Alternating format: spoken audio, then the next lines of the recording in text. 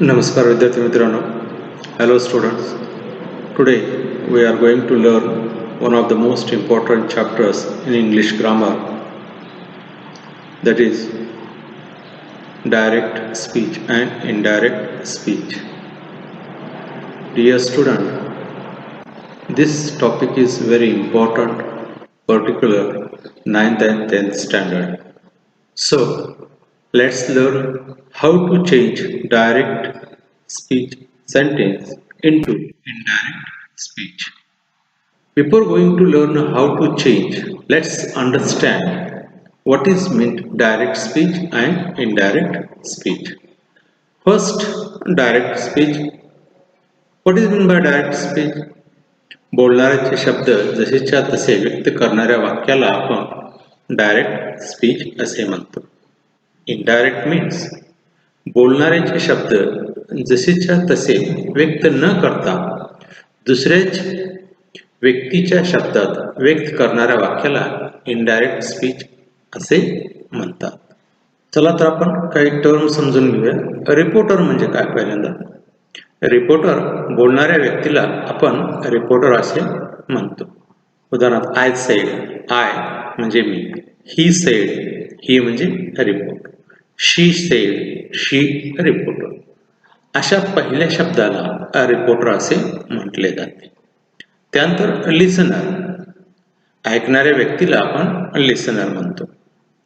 जो आपल्या समोर आहे किंवा आपण ज्याला सांगत आहोत अशा दोन व्यक्तींना आपण काय म्हणतो? लिसनर. त्यानंतर आहे रिपोर्टिंग वर्ब. बोलणाऱ्या व्यक्तीचे शब्द व्यक्त करण्यासाठी ज्या क्रियापदाचा वापर करतात त्या क्रियापदाला रिपोर्टिंग वर्ब असे म्हणतात. For example I said, sed हे काय आहे? रिपोर्टिंग वर्ब आहे. त्यानंतर समजून घेऊया रिपोर्टेड स्पीच.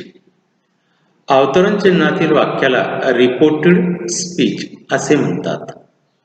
विद्यार्थी मित्रांनो, I said, comma, double into comma, I am writing a poem. पूर्णविराम आणि क्लोज डबल इंटू कॉमा. विद्यार्थी मित्रांनो, जे अवतरण चिन्हामध्ये दिलेले वाक्य असते त्या वाक्याला आपण रिपोर्टेड स्पीच असे म्हणतो. तर हे रिपोर्टेड स्पीच मध्ये कशा पद्धतीने बदल करावा लागतो या संदर्भात आपणास माहिती असणे अत्यावश्यक आहे. विद्यार्थी मित्रांनो, डायरेक्ट स्पीच मधून इनडायरेक्ट स्पीच मध्ये दिलेल्या वाक्याचे बदल करत असताना आपणास काही प्रमुख गोष्टी माहिती असल्या पाहिजेत. त्यामध्ये reporting verb, conjunction, pronounce, verb, adverb या गोष्टी जर तुम्हाला माहिती असतील तर तुम्हाला काय करता येईल? डायरेक्टचे इनडायरेक्ट करता येईल. त्याचबरोबर तो वाक्याचा प्रकार कोणता आहे, काइंड्स ऑफ सेंटेन्सेस खूप गरजेचं आहे. जर तुम्हाला दिलेले वाक्य हे कोणत्या प्रकारचे आहे हे जर लक्षात आले तरच तुम्हाला ते वाक्य करता येते आणि त्यानुसार तुम्हाला काय घेता येईल? कंजक्शन घेता येईल. जसे की असर्टिव्ह सेंटेन्स असेल काय कंजक्शन घ्यावे लागते, इंट्रोगेटिव्ह सेंटेन्स असेल तर काय कंजक्शन घ्यावे लागते, इम्पॅरेटिव्ह सेंटेन्स असेल तर काय कंजक्शन घ्यावे लागते, या संदर्भात आपणास माहिती असणे गरजेचे आहे. म्हणजेच आपणास काळासोबत वाक्याचे प्रकार. विद्यार्थी मित्रांनो, काळासंदर्भात मी माझ्या YouTube चॅनलवरती 1 तासाचा व्हिडिओ तयार केलेला आहे. जर तो तुम्ही व्यवस्थित पाहिला तर तुम्हाला काळ व काळाचे उपप्रकार व्यवस्थित समजतील. त्यानंतर दुसरा व्हिडिओ केलाय काइंड्स ऑफ सेंटेन्सेस. तोही जर तुम्ही व्यवस्थित पाहिला तर तुम्हाला दिलेल्या रिपोर्टिंग स्पीच मध्ये कोणत्या प्रकारचा वाक्याचा प्रकार आहे हे तुम्हाला लक्षात येईल. तर विद्यार्थी मित्रांनो, आपणास या गोष्टी माहिती असणे जरुरी आहे. Number 1, reporting verb. Direct speech मधून इनडायरेक्ट स्पीच मध्ये वाक्य बदलताना रिपोर्टेड स्पीच मधील वाक्याच्या प्रकारानुसार रिपोर्टिंग वर्ब घ्यावे लागते. वाक्याच्या प्रकारानुसार घ्यावे लागते. तर तुम्हाला लक्षात यायला पाहिजे की कोणत्या प्रकारचे वाक्य आहे. जसे की असर्टिव्ह सेंटेन्स असेल तर रिपोर्टिंग वर्ब सेड असेल किंवा सेड टू असेल. सेड असेल तर आपणास काय घ्यावे, सेड टू असेल तर काय घ्यावे. जर वाक्यामध्ये असर्टिव्ह सेंटेन्स असेल आणि सेड असेल तर आपल्याला काय घ्यावं लागतं, सेडच घ्यावे. जर असर्टिव्ह सेंटेन्स असेल, सेड टू असेल तर टोल्ड घ्यावे लागते. जर इंट्रॉगेटिव्ह सेंटेन्स असेल तर आपला सेड ऐवजी आस्क्ड घ्यावे लागेल. सेड टू ऐवजी आस्क्डच घ्यावे लागेल. WH क्वेश्चन असेल तर सेड किंवा सेड टू ऐवजी आस्क्डच घ्यावे लागते. तर हे घेत असताना त्यानंतर कंजक्शन काय घ्यावे लागते हे पण माहिती असणे गरजेचे. त्यामुळे प्रथम आपणास काय माहिती असणे गरजेचे आहे, रिपोर्टिंग वर्ब. त्यानंतर आपल्याला कोणते कंजक्शन घ्यावे. डायरेक्ट स्पीच मधून इनडायरेक्ट स्पीच मध्ये वाक्य बदलत असताना रिपोर्टेड स्पीच मधील वाक्याच्या प्रकारानुसार कंजक्शन घ्यावे लागते. जे वाक्याचे 4 मुख्य प्रकार आहेत, assertive sentence, interrogative sentence, imperative sentence and exclamatory sentence. तर हे जर तुम्हाला माहित असेल, दिलेले वाक्य हे कोणत्या प्रकारचे आहे हे जर माहित असेल तर तुम्हाला कंजक्शन घेता येईल. त्यामुळे कंजक्शनचा अभ्यास करण्या अगोदर आपल्याला वाक्याचा प्रकार माहिती असणे गरजेचे आहे. त्यानंतर प्रोनाउन्स, सर्वनामे. डायरेक्ट स्पीच मधून इनडायरेक्ट स्पीच मध्ये वाक्य बदलत असताना रिपोर्टेड स्पीच मधील प्रथम पुरुषवाचक सर्वनामे व द्वितीय पुरुषवाचक सर्वनामे ही अनुक्रमे रिपोर्टर व लिसनर नुसार बदलतात. डायरेक्ट स्पीच मधून इनडायरेक्ट स्पीच मध्ये वाक्य बदलताना रिपोर्टेड स्पीच मधील स्थलवाचक आणि कालवाचक अवयव मध्ये बदल करावा लागतो. या गोष्टी जर माहिती असतील तर तुम्हाला डायरेक्टचे इनडायरेक्ट करता येईल. चला प्रथम पाहूया आपण रिपोर्टिंग वर्ब व कंजक्शन काय घ्यावे. तुमच्या समोर एक चार्ट दिसतोय. या चार्ट मध्ये वाक्याचा प्रकार, रिपोर्टिंग वर्ब आणि कंजक्शन देण्यात आलेला आहे. रिपोर्टिंग वर्ब आणि कंजक्शन डायरेक्ट स्पीच मधून इनडायरेक्ट स्पीच मध्ये वाक्य बदलताना रिपोर्टेड स्पीच मधील वाक्याच्या प्रकारानुसार रिपोर्टिंग वर्ब आणि कंजक्शन घ्यावे लागते. जर तुम्हाला रिपोर्टिंग वर्ब आणि कंजक्शन व्यवस्थित घेता आले तर तुम्हाला हे वाक्य करता येईल. जसे की वाक्याचा प्रकार आपल्याला माहीतच आहे, या ठिकाणी दिलेला आहे. वाक्याचे एकूण 4 प्रकार आहेत.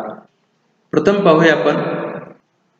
जर दिलेले वाक्य असर्टिव्ह सेंटेन्स असेल तर रिपोर्टिंग वर्ब सेड चे सेडच घ्यावे आणि सेड टू असेल तर टोल्ड घ्यावे आणि कंजक्शन म्हणून दॅट वापरावे. जर दिलेले वाक्य इंट्रॉगेटिव्ह सेंटेन्सचे असेल, इंट्रॉगेटिव्ह सेंटेन्स म्हटले की त्याचे 2 उपप्रकार आहेत, एक वर्बल क्वेश्चन आणि 2 WH क्वेश्चन. तर वर्बल क्वेश्चन असेल वाक्यामध्ये येस नो, आपण सहज समजतो are you going to market, yes no question आहे, येस ऑर नो आन्सर येईल, त्याला अशा वाक्याने आपण वर्बल क्वेश्चन म्हणतो. तर त्या वाक्यामध्ये जर सेड किंवा सेड टू असेल तर आपल्याला आस्क्ड घ्यावे लागेल आणि कंजक्शन म्हणून काय घ्यावे लागेल, इफ किंवा वेदर घ्यावे लागेल. जर दिलेले वाक्य हे WH क्वेश्चनचे असेल तर आपणास सेड किंवा सेड टू ऐवजी आस्क्ड हे रिपोर्टिंग वर्ब घ्यावे लागेल आणि कंजक्शन म्हणून WH जो वर्ड आहे, ज्या WH वर्डने सुरुवात झालेली आहे तोच शब्द तिथं कंजक्शन म्हणून वापरायचा आहे.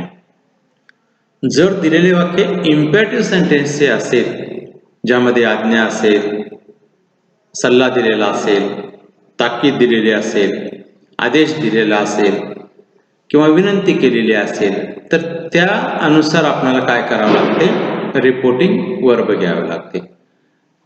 इम्पेरेटिव्ह सेंटेन्स मध्ये अफर्मेटिव्ह सेंटेन्स आणि निगेटिव्ह सेंटेन्स असे 2 प्रकार येतात. त्यानुसार आपल्याला कंजक्शन घ्यावे लागते. जर अफर्मेटिव्ह सेंटेन्स असेल तर टू हे कंजक्शन येईल आणि जर निगेटिव्ह सेंटेन्स असेल तर नॉट टू येईल. लक्षात आलं तुमच्या, नॉट हा शब्द माहिती, कारण कधी कधी he said don't come, he said don't write, जेव्हा असे वाक्य आलेले असते तेव्हा आपला कंजक्शन म्हणून नॉट टू असे घ्यावे लागते. तर रिपोर्टिंग वर्ब म्हणून काय घ्यावे लागते, जर आज्ञा असेल तर ऑर्डर येईल, विनंती असेल तर रिक्वेस्टेड येईल, सल्ला असेल तर ॲडवाईज येईल, ताकीद असेल तर वॉर्नर येईल, आदेश असेल तर कमांडर येईल. अशा प्रकारचे आपल्याला वेगवेगळ्या प्रकारच्या वाक्याला दिलेल्यानुसार आपल्याला काय घ्यावं लागते, रिपोर्टिंग वर्ब घ्यावं लागते. तर कंजक्शन काय घ्यायचे, टू होकारात्मक वाक्य असेल, अफर्मेटिव्ह असेल आणि निगेटिव्ह असेल तर नॉट टू. अशा पद्धतीने आपल्याला कंजक्शन घ्यावे लागेल. त्यानंतर पाहूया एक्सक्लेमेटरी सेंटेन्स.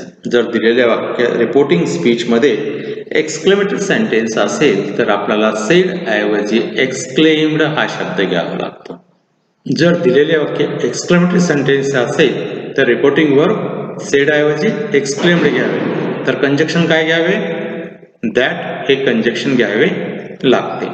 विद्यार्थी मित्रांनो, यानंतर आपणास काही जे ठराविक शब्द आहेत त्या ठराविक शब्दांचा बदल करता यायला पाहिजे.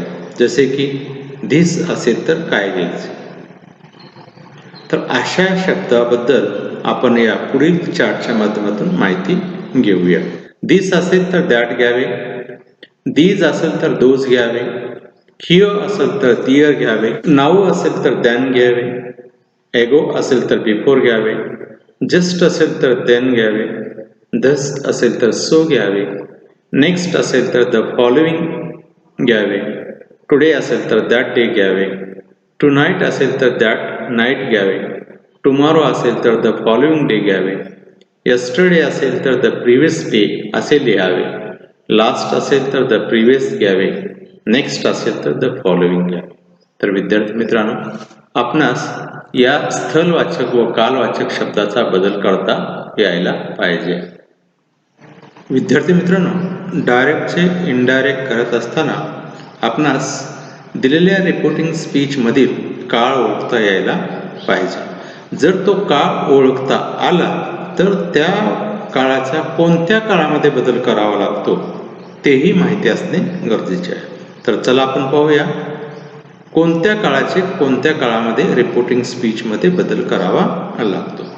जसे की सिंपल प्रेझेंट टेन्स असेल, हे आपल्याला ओळखता यायला पाहिजे. डबल इन्व्हर्टेड कॉमामध्ये दिलेलं असतं की दिलेले जे वाक्य आहे रिपोर्टिंग स्पीच जे आहे ते ओळखता यायला पाहिजे की सदरील वाक्यामध्ये कोणता काळ आहे आणि त्या काळानुसार आपल्याला काय घ्यावे लागेल, बदल करावा लागेल. जर सिंपल प्रेझेंट टेन्स असेल तर सिंपल पास्ट टेन्समध्ये बदल करावा लागतील. तर पुढील कोणत्या काळाचा कोणत्या काळामध्ये बदल होता ते आपण पाहूया. जसे की साधा वर्तमान काळ असेल तर साधा भूतकाळामध्ये त्याचा त्या रिपोर्टिंग स्पीचचा बदल करावा लागतो. Simple present tense change into simple past tense. जर प्रेझेंट कंटिन्युअस टेन्स असेल तर त्याचे रूपांतर पास्ट कंटिन्युअस टेन्समध्ये करावे. जर वाक्यामध्ये रिपोर्टिंग स्पीचमध्ये प्रेझेंट परफेक्ट टेन्स असेल तर त्याचा बदल पास्ट परफेक्ट टेन्समध्ये करावा. जर सदरील वाक्यामध्ये सदरील रिपोर्टिंग स्पीचमध्ये सिंपल पास्ट टेन्स असेल तर त्याचा बदल पास्ट परफेक्ट टेन्समध्ये करावा. जर रिपोर्टिंग स्पीच पास्ट कंटिन्युअस टेन्समध्ये असेल तर त्याचा बदल पास्ट परफेक्ट कंटिन्युअस टेन्समध्ये करावा. विद्यार्थी मित्रांनो, जर रिपोर्टिंग स्पीच पास्ट परफेक्ट टेन्समध्ये असेल तर यामध्ये कोणत्याही प्रकारचा काळाचा बदल होत नाही आणि फ्युचर टेन्समध्ये आपणास त्या नियमानुसार बदल करावा लागतो. विद्यार्थी मित्रांनो, सर्वात महत्त्वाचे IMP हे लक्षात ठेवा. जर रिपोर्टिंग स्पीचमध्ये त्रिकालवादी सत्य असे जर वाक्य असेल तर त्या वाक्याचा काळ बदलू नये. लक्षात आलं तुमच्या? For example, the earth moves around the sun. या ठिकाणी काळ बदलायचा नाही कारण हे त्रिकालवादी सत्यवाक्य आहे. त्याचबरोबर जर रिपोर्टिंग वर्ब वर्तमान काळी असेल, से किंवा सेज, तर इनडायरेक्ट स्पीच करताना रिपोर्टेड स्पीचमधील क्रियापदाचा काळ बदलत नाही. हे पण आपणास लक्षात ठेवायचं आहे. विद्यार्थी मित्रांनो, आपण काळ बदलत असताना काळ बदलण्याचा सराव झाल्यामुळे आपण नेहमी काळ बदलतो.